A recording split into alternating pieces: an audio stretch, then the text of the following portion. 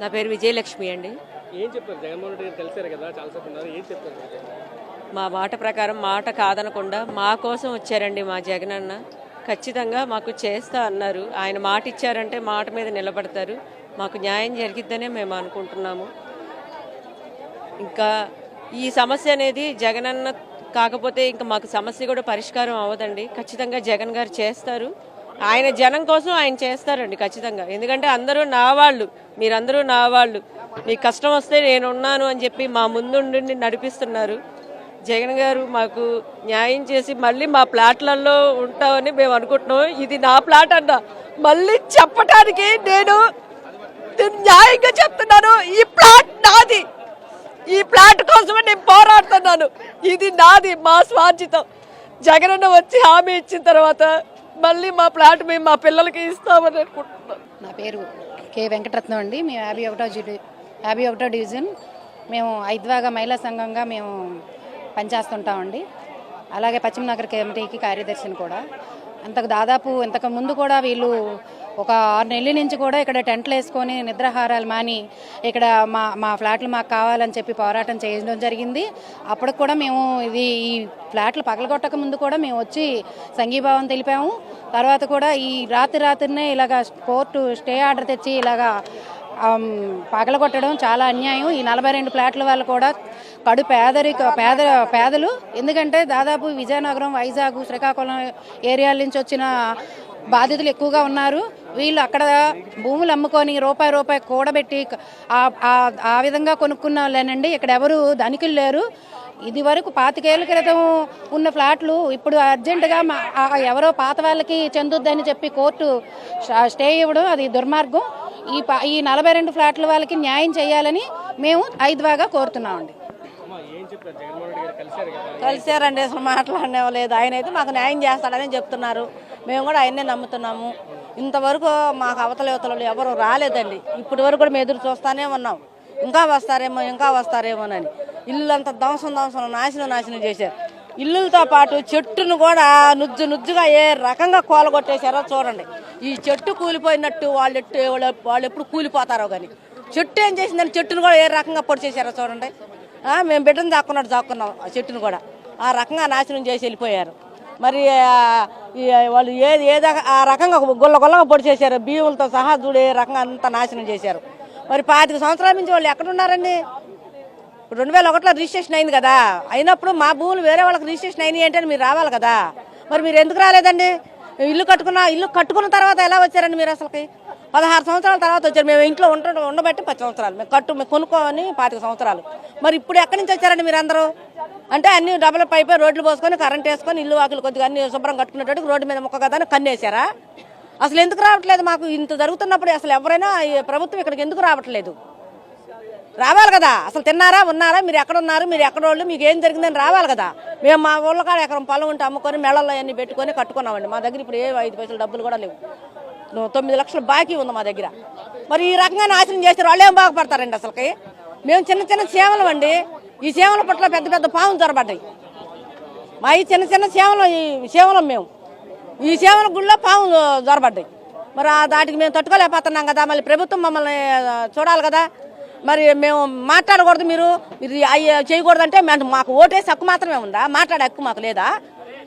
మరి మమ్మల్ని మీకు ఇలాంటి చూస్తారనే కదా మీకు మేము ఓటేసుకునేది. మరి మా ఇంత బాధలు వచ్చిన తర్వాత కూడా మీరు రాకపోతే మాకెందుకండి ప్రభుత్వం? ఇప్పుడు మేము దాంట్లోనే ఉన్నాం. మరి మేము తెలీదా? వాళ్ళకి తెలుసు, కొంత సగం మంది కానీ తెలుసుగా, అందరూ తెలియకపోయినా కానీ.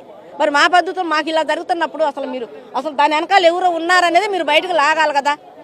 మేము సామాన్యం, మేము లాగలేము, మా దగ్గర రూపాయి లేదు. మరి మీరు లాగాలి కదా. అసలు మాకు ఇక్కడికి రాకపోవడానికి కారణం కూడా ఏంటి? ముందు ఇక్కడికి ఎవరో ఒకళ్ళు ప్రభుత్వం అనే వాళ్ళు రావాలి కదా. అసలు ఏంటమ్మా, ఏం జరిగింది, ఏంటి, మీరు చేయింది తర్వాత మాట్లాడుకుందరు కానీ అసలు రావాలి కదా. మీరేమైనా నిసారిచ్చారా? అంటే మేము జెండాలు పట్టుకొని తిరిగే వరకేనా మాకు? మేము ఓటేసే హక్కు మాత్రమే మాకుందా? అడిగే హక్కు, బాధపడే హక్కు, మిమ్మల్ని మేము న్యాయం కోరే హక్కు మాకు లేదా? మరి మా ఇల్లు వాకిలు ఎవరు కట్టిస్తారండి? మేము ఎక్కడ ఉండాలి? రోడ్డు మీద ఉండాలా? 3 కుటుంబాలు నాశనం. 45 కుటుంబాల్లో ఒక్కొక్క ఇంట్లో 2-3 ఉన్నాం. మేము 3 ఉన్నాం. ఈ 42 ప్లాట్ల వాళ్ళు ఒక్కళ్ళు కూడా రూపాయి ఉన్నోళ్ళు లేరండి. అందరూ కష్టం చేసుకునేవాళ్ళే. మేము ఆటో తోలుకొని బతికేవాళ్ళం. కాపీ పని చేసుకొని బతికే వాళ్ళమే, అన్నీ అంతా వర్కులు చేసుకొని బతికే వాళ్ళమే మేము. మరి మా రూపాయే కావాలా వాళ్ళకి? మా పట్లే కొట్టాలా? మీరు మాట్లాడారు కదా జగన్మోహన్ రెడ్డి గారు, ఏం చెప్పారు? ఆయన మీకు ఇచ్చిన భరోసా ఏంటి? మేము లక్ష్మీరామ కోఆపరేటివ్ సొసైటీ ఒక ఫేక్ సొసైటీ అండి. మేము గత 25 ఏళ్ళ నుంచి ఇక్కడే ఉంటున్నాము.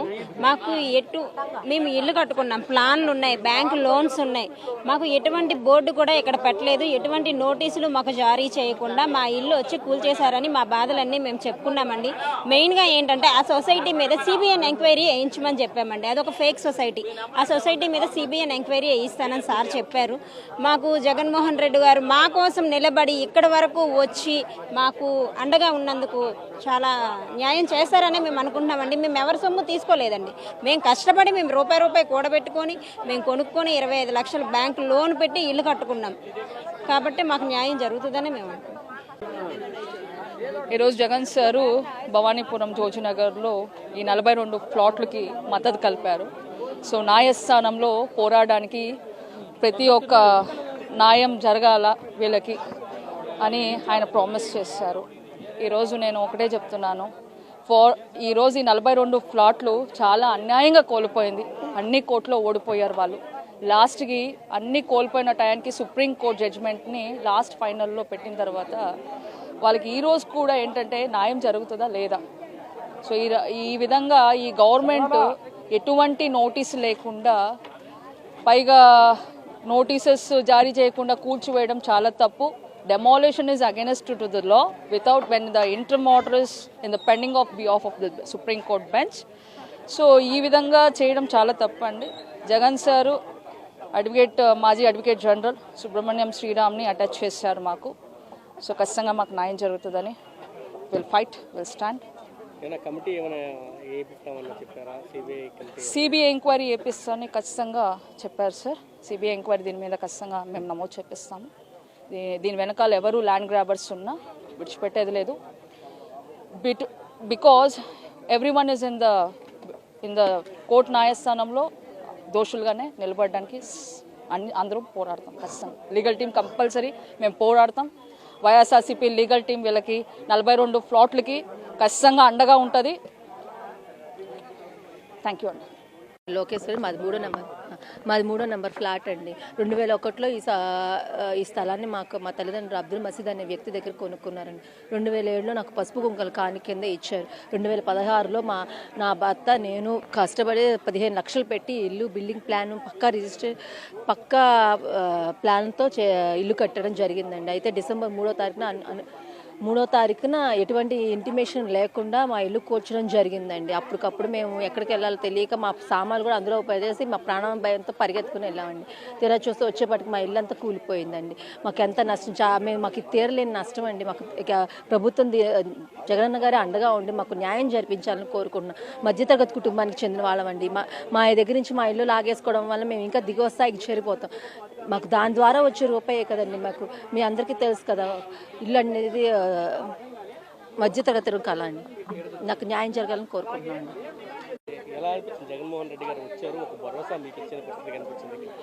జగన్ గారు రావటం వల్ల ఈరోజు మాకు కొండంత ధైర్యం వచ్చిందండి. మా బ్రతుకులకి ఉన్న భయం కాస్త జగన్ గారు రావటం వల్ల పోయిందండి.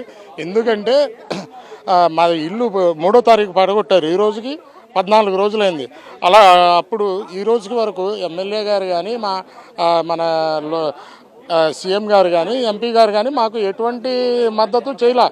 పిలిచారు, చేస్తాను మేము నెక్స్ట్ శుక్రవారంకి ఏదో ఒకటి అసలు కమిటీ వేయడం ఏదో ఒకటి చేస్తా అది ఇదని చెప్పారు. కానీ ఈ రోజు వరకు మాకు ఎటువంటి న్యాయం జరగలేదు సార్. ఈ రోజు వరకు సీఎం గారి తరపు నుంచి నాకు ఎటువంటి న్యాయం జరగలేదు. నేను సీఎం గారి దగ్గరికి వెళ్ళాను సార్. నేను ఇంకొక 6 లోపలికి సిఏ గారు 4 పోలీసులు వచ్చి డిఎస్పీ గారు పిలుస్తున్నారని బయటికి తీసుకెళ్ళి డిఎస్పీ గారు నన్ను ఇది సీఎం ఆఫీసు, మీరు ఎక్కువ మాట్లాడితే కుదరదు, లిఫ్ట్ చేస్తాం అది ఇది అన్నారు సార్. నేను సరే సీఎం ఆఫీస్ అని వచ్చాను సార్. కానీ మేము అందరం కలిసి మా గోడు మన ఎల్లంపల్లి శ్రీనివాసరావు గారికి చెప్తే సీనన్న గారు మమ్మల్ని జగనన్న దగ్గర తీసుకెళ్లారు. మాకు ఆ రోజే మాట ఇచ్చారు, నేను వస్తా, మీకెందుకు కొండంత అండగా నేను మీతో ఉంటా అని జగన్ గారు అన్నారు. అదే అన్నమాట ప్రకారం ఈరోజు జగనన్న వచ్చారు, మాకు కొండంత భరోసా ఇచ్చారు. మీకెందుకు, మీకు తోడుగా నేనున్నా. మన ప్రభుత్వం వచ్చిన రోజు మీకేం కావాలో అది నేను చేసి పెడతా, ఎంక్వైరీ చేస్తా. ఎవరెవరు ఉన్నారో ఒక్కొక్కరిని బయటికి లాగుతా. మీరు అసలు భయపడొద్దు, నేనున్నా మీకు, నేనున్నా అని జగనన్న మాకు భరోసా ఇచ్చారండి. ఈరోజు రావడం వల్ల మా అందరికీ కొండంత ధైర్యం వచ్చిందండి. నీకు న్యాయం చేస్తానమ్మా, అక్కడ బయటికి వెళ్ళి మాట్లాడతాను, అక్కడ చక్కగా చెప్తానని అన్నారు. ఇక మాకుగా ఏమి చెప్పాలి, న్యాయం చేస్తాను అన్నారు. న్యాయం చేస్తాను. మీరేం చెప్పారు సార్కి? సార్కి నేను ఏం చెప్పాను, మేము 201లో ఫ్లాట్లు కొన్నామండి. 2001లో ఫ్లాట్లు కొన్నా, నా పేరు మీద 190 గజాలు. అయితే నాకు 2 ఆడపిల్లలు, ఒక పెద్ద బాబుకేమో 2007లో పెళ్ళయి 90 గజాలు రాశాను, చిన్న బాబుకేమో 2015లో రాశాను. ఇప్పుడు మా పెద్ద పాప ఇల్లు కట్టుకుంది. ఆ ఇంట్లో ఉండంటే కూడా తెల్లారుజామున 5ంటికి వచ్చేసి ఆ ఇల్లు పగలగొట్టేశారు. ఆ పిల్లల్ని తీసుకుని వాళ్ళ అత్తగారింటికి వెళ్ళిపోయింది. అది మా చిన్నమ్మాయికి ఇదంతా తెలిసి మా అల్లుడు గారు మా అమ్మాయిని మా ఇంట్లో వదిలేశారు. మా చిన్నమ్మాయి పిల్లలు 3 పుట్టారు. ఆ 3 పిల్లల్ని వెళ్ళిపోయాడు. వాళ్ళ అమ్మగారింటి కాడ వదిలేశాడు.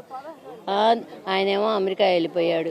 ఈ పాప ఏమో ఇక్కడే ఉంది. సరే, ఈ స్థలం ఇంకా 90 గజాలు ఉంది కదా, ఆ 90 గజాల్లో మేము ఏదన్నా కొట్టు పెట్టుకుని ఇక్కడే బతుకుదాము, మనం ఇంకా వద్దులే అమ్మా అని మా పాపని మేమే ఉంచుకున్నాం. అలాగా మాకు నిలువు నీడలేదు. ఎందుకంటే మా పిల్లల్ని బాగా చదివించాము, బాగా కట్నాలు బాగా ఇచ్చి పెళ్ళిళ్ళు చేసాము. మాకు గవర్నమెంట్ ఇస్తేనే 4000తోనే మేము బతుకుతున్నాము. మాకు పైసా ఎక్కడి నుంచి రాదు. మా వారికి 70 సంవత్సరాలు వచ్చేసినాయి. మా వారికి 70 సంవత్సరాలు వచ్చేసినాయి అండి. ఆయన పని చేయలేరు. నాకు 58 సంవత్సరాలు. అది మా పరిస్థితి. ఇంకా మీరే దయ ఉంచి మమ్మల్ని కాపాడాలని కోరుకుంటున్నాము. జగనన్నకు కూడా నేను అలాగే చెప్పాను, ఆయన చేస్తానన్నారు. మరి ఏం చేస్తారో చూడాలి. ఇక అంతే, అంతకంటే నేను ఇప్పుడు ఏం చెప్పలేనండి.